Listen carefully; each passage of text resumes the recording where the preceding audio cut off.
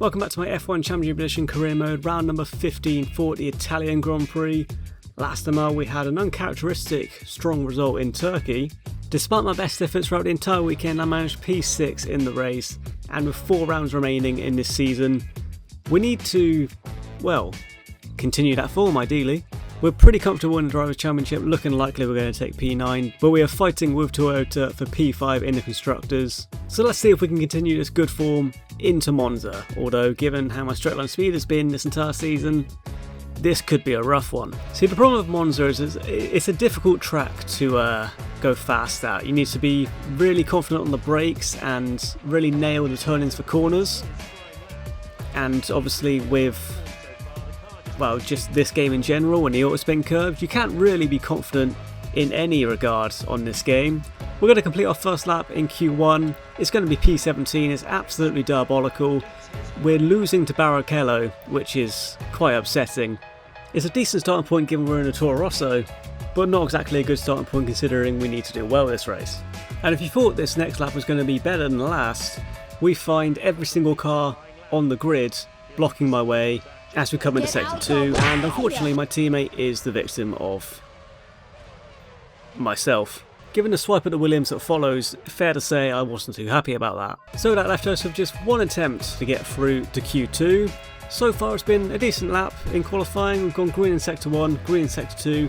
We don't know by how much, but as we come through the final corner, unfortunately I'm going to have to kill time because it's such a long run down to the line and there's not really much to talk about. So how's your day going? Hope it's going well. Hope it's going better than this lap. I lie, I hope it's going worse than this lap. We've gone P14, it's not great, but we're through. Just. I'm pretty confident we're not getting through to Q3. So we get through by 4 tenths of a second into Q2, with Nico Rosberg being the unfortunate midfield driver that falls victim to me. So jumping to the end of my Q2 lap, we've got 1 lap left after this, assuming we don't mess it up. I was not optimistic at all about getting through to Q3, so we're just gonna try and get as high up the grid as possible. That is not a good start, and that's an appalling time. I'm guessing I had a spin somewhere because that is disturbingly off the pace. If we can't improve on that time on this final lap, that is very, very concerning for the race. It's been a fairly clean turn 1 and turn 2. I didn't see any issues with that. We didn't invalidate, so we're going to continue on into Sector 2. We've gone 9 tenths faster in the first sector. It's not going to matter though because we're going to carry too much speed into the second chicane and we're going to invalidate our lap time on this occasion. That is the end of qualifying 2 for us. It is a very disappointing P16, although given the times I'm looking at right now, I don't think I was getting much higher, to be honest. We jump to the end of Q3 and it's Michael Schumacher on pole position once again. Fisichella P2 at his home race. I'm sorry? What? So for the second race in a row we've got a poor qualifying that we're going to have to make up for in the race. Hopefully we can do it early like we did in Turkey. Let's find out how the Italian Grand Prix is going to treat us. Lights out and away we go. Very good off the line, we're going to get the Toyota. Looks like we're going to hold the inside line and just try and make up any position as possible into the first braking zone. We're going to get past the 2 Red Bulls. We're going to be, for the love of God, why does it have to be him? And him. We've already made contact with a Honda out of turn 2. We've got past Barrichello, but as we know, that's not really a safe place. Especially after what happened in Turkey, I feel like the 2 Hondas are going to be even more motivated to try and kill me this race. We're in the slipstream of the Toyota and into turn number 4 we're going to go up the inside, go up into the top 10. For the second race in a row, Button runs wide into the gravel and very nearly, again, takes me out. I was very much almost the Barrichello in that incident there. We managed to avoid Button. We're past the 2 Hondas for the second race in a row. We do have Button behind us into a braking zone, into Ascari, which, especially on this game, Ascari is a very dangerous braking zone. It's dive bomb danger, definitely, on this game. We're going to see if we can survive it. We have been hit by Button. He's got back past us. We've not got damage, luckily. So that is both Hondas that have hit us on lap number 1. But the important thing is, we've survived. The bad news is, I'm in a Honda sandwich, and if you've watched any of this season so far, that is the worst possible place I could be. Other than Imola. actually. We're going to survive the opening lap, we're going to finish it in P10, but I'll be honest, I don't know for how much longer that we're going to survive in this race. We're in the slipstream of Jenson Button, we're going to look to the inside, turn number 1, we're going to send it on the Honda, we half send it, we go for a spin, someone else, the Toyota of Trulli has hit the back of me and broken its wing. I'm not even going to blame the Hondas on that occasion, that is completely my fault. That's the first time this season I've had a genuine incident that's my fault. Every other time it's been mitigating factors that have caused it. But on the plus side, we have survived another Honda incident and we've taken out our main rival in the Drivers' Championship, so there is some positives. And we've got some distance between myself and Button. Thanks to Trulli for broken wing holding everyone up following that incident to turn number 1. The rest of this stint is actually pretty boring. We've got a 2.3 second gap to Villeneuve, we've got a 3 second gap to Button, and we're kind of just all alone. Honestly, given how chaotic the first lap was, I'm perfectly happy with that. Coming to the end of lap number 6, and pit stops are already happening amongst the other drivers. This time it's going to be Mark Webber coming into the pit. I don't know how he qualified P4, but he's very slowly falling down the order, and hopefully we can beat him by the end of this race and maybe steal a P9. It's not points, but I guess we'll have to take it. I don't think we're getting points this race, given how we have to get past Button to do it. We are catching on to the back of the Super Aguri. I don't know how I'm lapping the Super Aguri this early. I don't feel like my race has gone particularly well, but we are lapping probably E-Day, let's be real. We almost go into back of the Super Aguri. He very nearly puts an end to my race. I guess if the Hondas can't do it, it's going to be the junior team.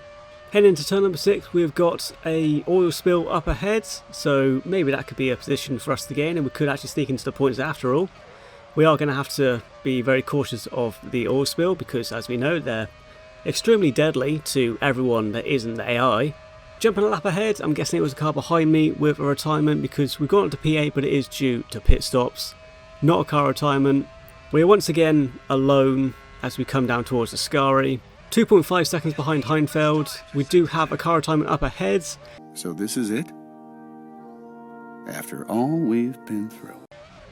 And it is the most inconveniently placed oil spill of all time. There's absolutely no way I was avoiding that, and because of that, we have lost out to the second Sauber of Villeneuve. It was the Sauber of Heinfeld that retired, and to be honest, I'm under pressure from Rosberg into the Parabolica, but I'm just so mad about the placement of that oil spill because there was absolutely nothing I could have done. I could have run off track, but I would have picked up a penalty, so I guess we just took the spin. We somehow didn't pick up damage, we fucked our tyre wear, but we're going to be P7 coming on to lap number 9. We've lost all hope of points, we're under pressure from Rosberg into turn number 1, we're going to bang wheels on the exit at turn number 2. We're going to hold on. It's actually going to be P6 thanks to pit stops. We're definitely not getting points, but we're fighting desperately for a top 10 finish this race. Heading towards Parabolica once again, we're still under pressure from Rosberg. Somehow the Ferrari of, I think it was Massa, coming out of the pit, has not just breezed past me. We're going to defend against the Williams once again into the final corner, and once again into turn number 1. We will be under pressure. We've opened up a little bit of a gap on the exit of Parabolica. Hopefully we can survive a dive bomb. We're going to gain even more places thanks to pit stops, obviously not net position. It's Alonso coming out the pit. We're going to move out into P4, side by side with the Williams of Rosberg. There is now a train of cars forming behind me. Incident at turn 1. It's Alonso! But that train will not be including Fernando Alonso apparently. I mean, I can't even blame Fernando Alonso for getting caught up in this chaos, to be honest. We've got a Toro Rosso and a Williams battling for absolutely nothing into turn number 1. And to be honest, he's not even really involved in that. He just catches his teammate and loses a wheel. Well, it's one less car for me to worry about. Shame it's not a Honda. So Fernando Alonso gets to sit on the sidelines and relax while I am stressed out of my mind. Under pressure from Rosberg once again into Parabolica. We're going to run a little bit wide, leave him room in case he wants to dive me, but we are going to defend against him. We currently sit P3, but we are going to come into the pit at the end of this lap. 6 laps to go after our pit stop. Rosberg is pitting with me, so it's going to be a battle in the pits between Toro Rosso and Williams. We've seen I'm not invincible in these pit stops this season, but I'm still pretty confident as we come into the pit. It's going to be fairly clean. There's going to be absolutely no mistakes whatsoever. And we're going to increase the gap on Nico Rosberg. 7.2 seconds. I think that's actually my fastest pit stop this season. And what a time to do it. We're going to be keeping an eye on Trulli as we come out of the pit, and we're going to be passed by Trulli annoyingly. We could have been in the points with 6 laps to go. We're going to have to fight the Toyota for 1 point in this race. Although given how I broke his wing earlier, I don't really know how he's got back into P8. That seems a bit bullshit. Unfortunately though, we weren't really able to push to catch the Toyota. 1, because the car isn't that great, and 2, because we were under pressure from the Sauber of Villeneuve. Into turn number 1, we're going to hold the inside line, and it's Villeneuve. We should easily be able to defend against the Sauber. He's going to try on the outside at turn number 1. We're going to be side by side. We're going to get the exit at turn number 2. However, it's not really ideal. We want to be fighting for a point here, but that is how the rest of my race is going to go. We've now got a gap of 2.8 seconds to Trulli, but we're not able to close up because, well, Villeneuve is being annoying. We've got a second Super Aguri that we're lapping. It could be the same one actually. For the second time, we're almost going to go into the back of him. We've survived it once again. We've got incredibly lucky for the second time. And with 4 laps remaining, we have actually pulled away from Villeneuve as he's battling with Rosberg. 2.7 seconds is a lot to ask in 4 laps in this car, alone at Monza. But let's see what we can do. Maybe there's another retirement and we can take advantage of that. For the remaining 4 laps, I did push like absolute hell. And I was actually catching Trulli, but it just wasn't enough. This car just didn't have enough in the straight line to do enough. I mean, we got to the point where we could see the Toyota and it was quite hurtful to come onto the final lap, but we really tried. We closed the gap, but we just didn't have enough. And annoyingly, Webber's going to hold on to P7. Honestly, he had a fantastic qualifying, but I don't know how he's done that. We've closed the gap to 2 seconds. We're coming to the middle sector, but we are just going to run out of time. Schumacher crosses the line to take the win. We've still got half a lap to go. We're still pushing. We're still hopeful that we could get Trulli, but we are just going to run out of time to make the pass. Jumping to the end of the lap, into the final corner we go. It's still going to be a good result. It's not points, but it's still going to be a good result considering what I was expecting from this race. It's going to be P9 in Monza. We're going to lose out to Trulli by 1 point, but it's still a pretty good result for a Toro Rosso. I say that. 2 people have won here in a Toro Rosso, so maybe it isn't a good result actually. Maybe it's actually very underwhelming. As I mentioned, Schumacher takes a win in Monza.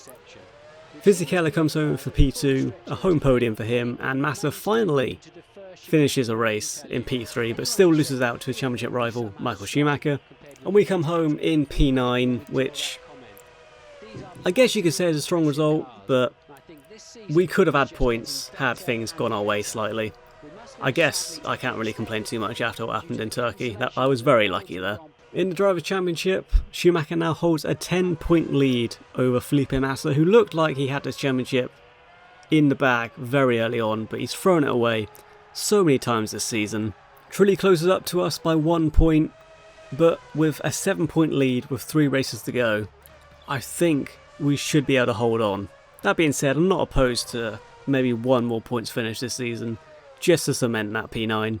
In the Constructors, as we know, Ferrari are actually going to win it. The gap between Toro Rosso and Toyota sits at 3 points, which, unlike Ferrari, is absolutely not comfortable, and another points finish would be greatly appreciated whenever you feel like it, Scott. So I left Monza feeling slightly disappointed with my result, but looking at my emails, the team are happy with me.